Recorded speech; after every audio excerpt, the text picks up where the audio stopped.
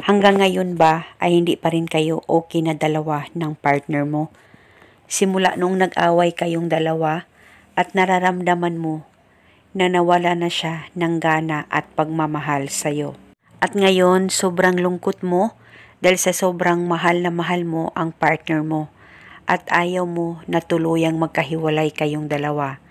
Kaya gusto mo ba na gumawa ng isang paraan o isang gabay para makatulong at maging maayos at maging okay kayong dalawa ng partner mo at ikaw lamang ang hanap-hanapin niya bawat minuto?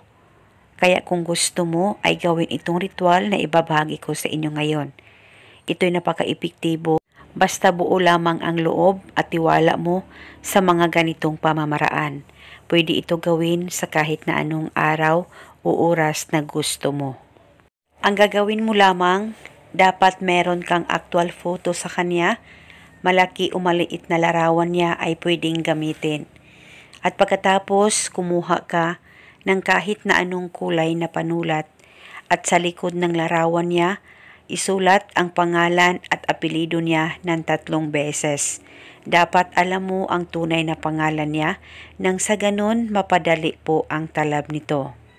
At pagkatapos mo nang masulat ang pangalan sa likod ng larawan niya, ay hawakan mo muna saglit itong larawan niya, pakatitigan mo ito ng maigi, mag-focus at mag-concentrate ka at ibulong mo ang mga salitang ito.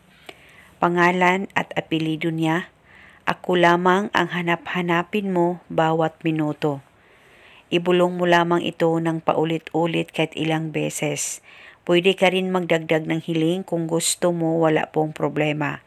At pagkatapos, isilid mo na itong larawan niya sa loob ng punda ng unan mo at uunanan mo ito gabi-gabi sa tuwing ikaw ay matutulog.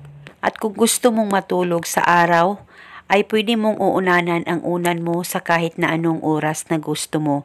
At sa tuwing ikaw ay aalis at kung hindi safe sa unan mo ang larawan niya, ay pwede mo itong kunin at itago at ibalik lamang ito sa tuwing ikaw ay matutulog.